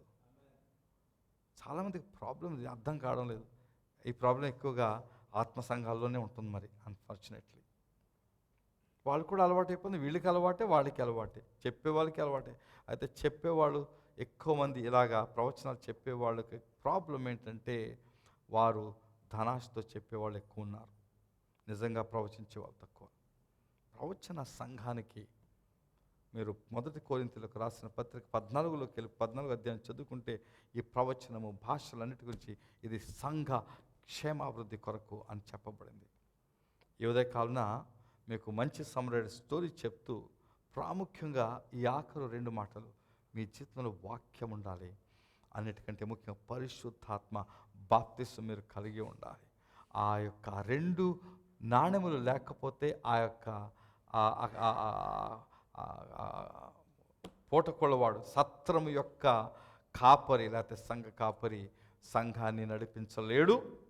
ఆయనకు ఉండాలి, ఆయన సంఘానికి ఇవ్వాలి.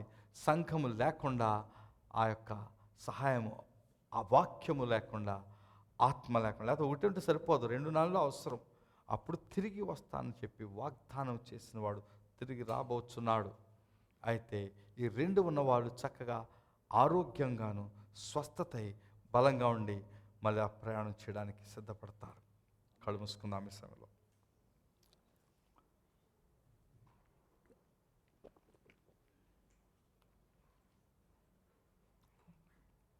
హల్లెలూయా.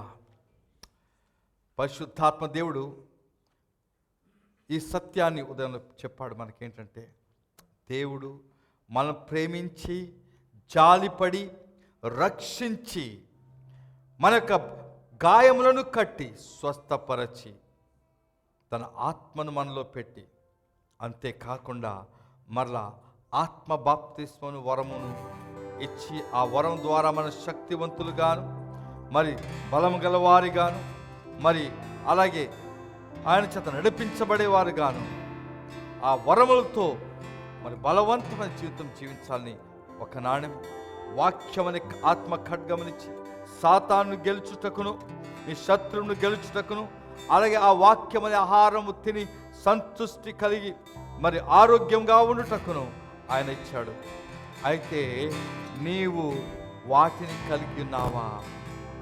కలిగి లేనట్లయితే నీకు అది కావాలి, అడగాలి, అడిగితేనే కానీ అది నీకు దొరకదు. కాబట్టి నేను మీకు చెప్పే మాట అంటే దినదినము ప్రార్థన చేయాలి. ఏమైనా ప్రశ్న అడుగుతారు, మీరు ఎవరికి నిజంగా ఆశ ఉంది రోజు అడగాలని?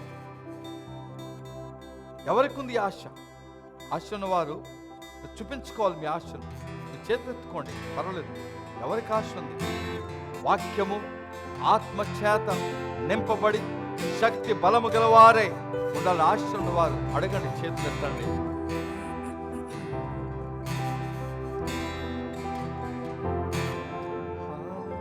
నన్ను వీడని నీ ప్రేమను, ఎడబాయని నీ కరుణను, వెన్నంటి ఉండే కృపలను వర్ణించగలనా?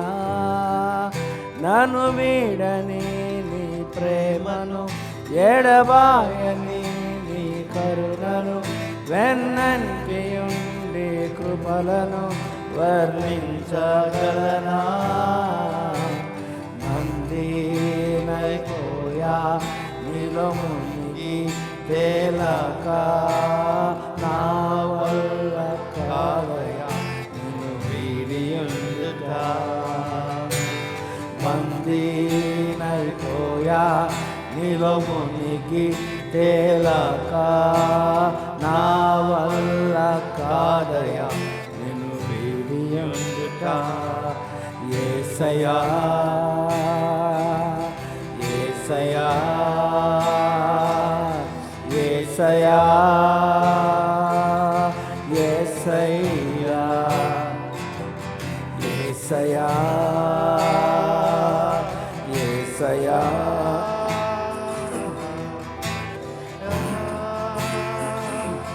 యేసయ్యా. నింపావు నీరు అగ్నితో, నింపావు నీరు ఆత్మతో, నింపావు జీవజలముతో, నేను మహిమపడుతును.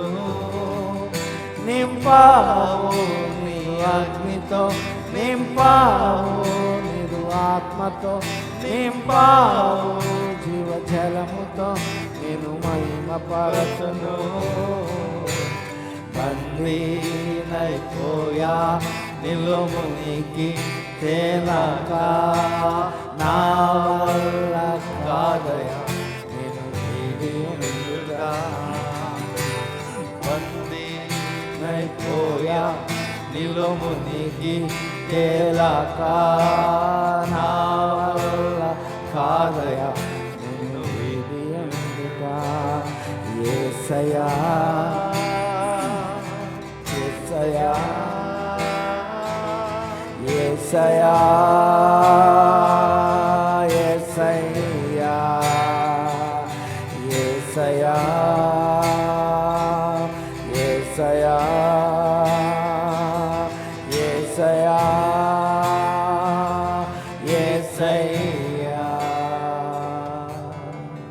తండ్రి, యుద్ధ కాలమున నీ వాక్యము ద్వారా మాకు గుర్తు చేసావు ప్రభు. మాకు ఇచ్చిన ఈవులు నీ యొక్క వాక్యము, నీ యొక్క ఆత్మ ప్రభా.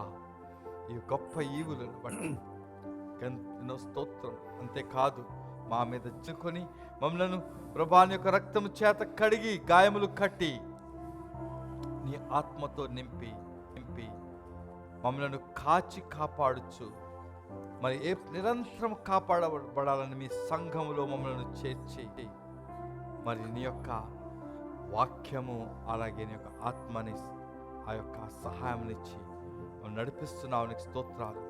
వచ్చిన బిడ్డలు వాక్యమైన అందరికీ నాకు వాక్యము కావాలి, నాకు పరిశుద్ధాత్మ ఆ బాప్తిస్మ ఆ శక్తి కావాలి అని ప్రతి ఒక్కరూ ఆశపడుచు ఆశకు తగినట్లుగా ప్రార్థన చేస్తూ ప్రభా నిన్ను అడిగినప్పుడు తప్పకుండా వారికి అందరికీ దయచేస్తావని ప్రభా మిమ్మల్ని ప్రాధేయపరచు అడుగుచున్నాను ప్రభా. మాకు ఇచ్చిన వాక్యం స్తుతులు చెల్లించుకుంటూ యేసుక్రీస్తు పరిశుద్ధ నామములో మీకు ఈ ప్రార్థన చెల్లిస్తున్నాను తండ్రి. ఆమేన్ ఆమేన్ ఆమేన్. అందరూ గట్టిగా చప్పట్లు కొట్టి ప్రభు నామమున కనపడదాం.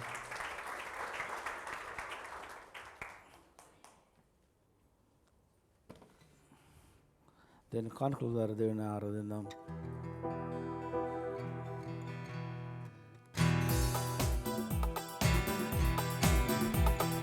స్తోత్రించి కీర్తించి కొనియాడేదన్, మనసారా స్తుతించి ఘనపరచెదన్. స్తోత్రించి కీర్తించి కొనియాడేదన్, మనసారా స్తుతించి ఘనపరచెదన్. దేవా నీ నామము ఎంతో ఉన్నతము, స్తుతులు చెల్లింతును నా జీవిత కాలమంతా. దేవా నీ నామము ఉన్నతము, స్తుతులు చెల్లింతును.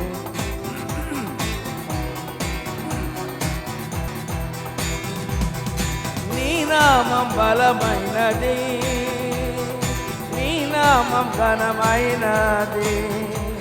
నా జీవితమంతా స్తుతించిన నీతోనే సరితూగునా. నీ నామం బలమైనది, నీ నామం ఘనమైనది. నా జీవితమంతా స్తుతించిన నీతోనే సరితూగునా.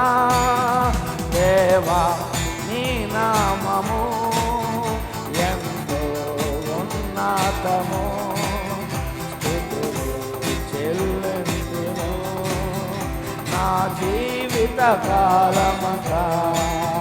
దేవా నీ నామము ఎంతో ఉన్నతము,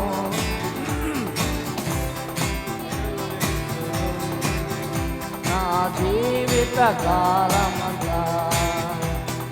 నీ నామం మహనీయము, నీ నామం అతి శ్రేష్టము. జీవితమంతానే స్తుతించిన నీతోనే సరితూగునా. నీ నామం మహనీయము, నీ నామం అతి శ్రేష్టము. నా జీవితమంతా స్తుతించిన నీతోనే సరితూగునా. దేవా నీ నామము ఎంతో ఉన్నతము, స్తుతులు చెల్లింతును నా జీవిత కాలమంతా. దేవా నీ నామము ఎంతో ఉన్నతము, స్తుతులు చెల్లింతును నా జీవిత కాలమంతా. హల్లెలూయా. ఎత్తబడిన కానుకల కొరకు, అదేవిధంగా విత్తబడిన దేవుని వాక్యం కొరకు ప్రార్థన చేసుకోబోయే ముందు మన ఆశ ఎంత పట్ల, దేవుని పట్ల ఎలా ఉంది, దేవుడిచ్చిన ఈ గొప్ప రక్షణ సంఘం దేవుడు ఏర్పాటు చేసింది. ఆమేన్. హల్లెలూయా. మా ఆలోచనలోంచి పుట్టింది కాదు ఇది. ఆమేన్. పాస్టర్ గారు స్పష్టంగా చెప్పారు. మరి దేవుడు మన కొరకు, మన క్షేమాభివృద్ధి కొరకు దేవుడు ఏర్పాటు చేసిన ఈ సంఘం పట్ల మన యొక్క బాధ్యత ఏంటి ఒకసారి ఆలోచన చేసుకోండి. నీ ఆశ ఎటుగా ఉంది? ఒకప్పుడు సంఘంలో రాకడ రాజు అని వ్యక్తి ఉండేవాడు. పాస్టర్ గారు వాక్యం చెప్తున్నాడు, జ్ఞాపకం చేస్తున్నాడు. దేవుడు ఇంచుమించుగా నేషనల్ పెయింట్ ఏరియా నుంచి నడుచుకొని వచ్చేవాడు. తను వస్తూ నలుగురిని తీసుకొని వచ్చేవాడు. అసలు సంఘంలో బస్సు ఏర్పాటు చేయడానికి మూల కారణం అతను. ఇటువంటి వారు అంటే అప్పుడు సంఘానికి కూడా వచ్చే డబ్బులు కూడా తక్కువే, బస్సు వేయడానికి కూడా మనకు అసాధ్యం ఉండే స్థితిలో ఉండేవాళ్ళం. కానీ ఇప్పుడు దేవుడు మనకి ఆ సౌకర్యాన్ని ఏర్పాటు చేసినా బద్దగించేవారు ఎంతమంది ఉన్నారు. దేవుడి యొక్క సన్నిధికి రావడానికి మనం ఏ స్థితిలో ఉన్నామో ఒకసారి మనం ఎవరైనా నడిపిస్తున్నామా? అతను నలుగురిని తీసుకొని వచ్చేవాడు. అతను రావడం మానేస్తాడు, అతను సౌదీ వెళ్ళిపోయాడు, అతనితో పాటు వారు కూడా మానేస్తారు. మనం కొంతమంది నడిపించేవారుగా ఉండాలి. ఏమైనా యేసుక్రీస్తు వారి వద్దకు నలుగురు మోసుకుని యొక్క వ్యక్తిని మోసుకుని వెళ్తే ఆ వ్యక్తిని దేవుడు వారి విశ్వాసాన్ని బట్టి అతను స్వస్థపరచడం దేవుని వాక్యం చెప్తుంది. ఆమేన్. హల్లెలూయా. మనం ప్రభు పనిలో పాలుభాగస్తున్నారు. దేవుని సన్నిధికి అనేకులను తీసుకురావడమే దేవుని పని. ఆమేన్. హల్లెలూయా. అనేకుల కొరకు ప్రార్థన చేయడమే దేవుడు మనకు అప్పగించిన పని. కొంతమంది ఇక్కడ వాక్యం చెప్పడానికి ఉంటే, ఆరాధన నడిపించడానికి ఉంటే, వాద్యాలు వాయించడానికి ఉంటే, నీ పని దేవుడిని వద్దకు కొంతమందిని నడిపించడం. ఆమేన్. హల్లెలూయా. అది బాధ్యతగా తీసుకొని ఆశతో ఆసక్తితో దేవుని పని చేసినట్లయితే సంఘంలో దేవుడు నిన్ను దీవిస్తాడు. ఆమేన్. హల్లెలూయా. ముగింపు ప్రార్థన చేసుకోవే ముందు జేమ్స్ గారు JLFM జబలలి అనుకుంటాను మినిస్ట్రీ, జేమ్స్ గారు మనకు ఆహ్వానం తెలియజేస్తున్నారు. అది ఏ తారీఖున 18వ వార్షికోత్సవం అంట. 15వ తారీఖు ఈ నెల 15వ తారీఖు శనివారం నాడు వార్షికోత్సవం జరుపుకుంటున్నారు. వీలైన వారు వెళ్ళి ఆశీర్వాదాలు పొందవలసిందిగా తెలియజేస్తున్నాను. ముగింపు ప్రార్థన చేసుకుందాం. సోదరులు చిన్న వచ్చి ఎత్తబడిన కానుకల కొరకు, అదేవిధంగా ఎత్తబడిన దేవుని వాక్యం కొరకు ప్రార్థన చేస్తా.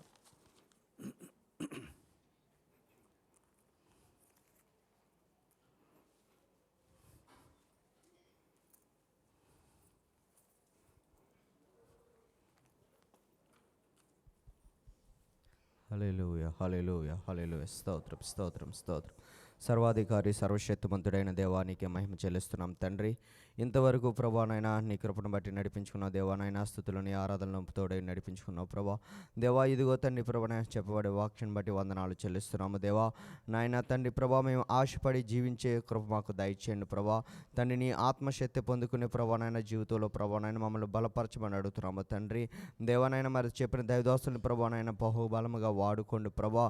దేవానైనా అనేక తండ్రి ప్రభా ఆత్మను రక్షించే విధముగా తండ్రి నాయన తండ్రి ప్రభా ఆయన ఇంకా బలముగా వాడుకోమని అడుగుతున్నాం తండ్రి. దేవా ఇదిగో తండ్రి ప్రభానైనా నీ కొరకు తండ్రి జీవించే బిడ్డలుగా ప్రభా మమ్మల్ని బలపరచమని అడుగుతున్నాం తండ్రి. ప్రభా ఇదిగో తండ్రి ఆత్మలో బలహీనతలు అయిపోయినాం ప్రభా. నాయన తండ్రి మమ్మల్ని అందరినీ కూడా బలపరచమని అడుగుతున్నాం తండ్రి. దేవా నాయన తండ్రి నాయన బలపరచమని అడుగుతున్నాం తండ్రి. నీకు అభిషేకంతో మమ్మల్ని నింపండి ప్రభా. నాయన తండ్రి ప్రత్యేకం నీ కొరకు నాయన వాడబడే బిడ్డలుగా మమ్మల్ని నడిపించుకోమని అడుగుతున్నాం తండ్రి. దేవా ఇదిగో తండ్రి ఇంతవరకు నాయన నీ కృపలో భద్రపరచుకున్నందుకు వందనాలు చెల్లిస్తున్నాం దేవా. మరి తండ్రి ప్రభా నాయన మరి యొక్క ఈ సంఘాన్ని ప్రభా నాయన ఇంకా బహుగా ఆశీర్వదించు తండ్రి ప్రభా. ఎవరైతే రాలేని బిడ్డలందరినీ కూడా వచ్చి వారిని తీసుకురమ్మని అడుగుతున్నాం తండ్రి. దేవా ఇదిగో తండ్రి ప్రభా నాయన నీ కృపయు వెలుగును ప్రభా నీ ఆత్మశక్తిని మాకు దయచేయమని అడుగుతున్నాము తండ్రి. దేవానైనా ఇంతవరకు నీ కృపలో భద్రపరచుకున్న దేవానికి వందనాలు చెల్లిస్తూ ప్రభా. ఇదిగో దేవానైనా మరి ఎవరైతే మరి తండ్రి ప్రభానైనా ఈ యొక్క తండ్రి ప్రభానైనా నీ సంఘానికి మరి కానుకలు ఇచ్చిన ప్రతి హస్తాన్ని ప్రభానైనా దీవించని ఆశ్రయించని నూరంతల ప్రతిఫలము కలుగు చేయమని అడుగుతూ దేవా నాయన ఈ చిన్ని ప్రార్థన పాసం చేర్చుకోమని నజరైన ప్రభుని యేసుక్రీస్తు వారి నామమున అడుగుతున్నాము తండ్రి. ఆమేన్. ఇప్పుడు తండ్రి అయిన దేవుని యొక్క ప్రేమయు, యేసుక్రీస్తు వారి కృపయు, పరిశుద్ధాత్మ యొక్క నిరంతర సహవాసము మనకును ఆయన ప్రేమించిన బిడ్డలందరికీ ఇప్పుడు నువ్వు ఎల్లప్పుడూ తోడుగా ఉండును గాక. ఆమేన్. దేవుని మనం దీవించి ఆశీర్వదించును గాక. ఆమేన్. 18వ తారీఖుకి మళ్ళీ గుర్తుంచుకోండి, అది సాయంత్రము 4 గంటలకు ఉంటుంది మీటింగు. 4 గంటల నుంచి 8 గంటలు 8:30 వరకు అలా ఉంటుంది. కాబట్టి సిద్ధపడండి. 18వ తారీఖు ఇన్ఫర్మేషన్ అంతా మళ్ళీ వచ్చే వారం మీకు స్పష్టంగా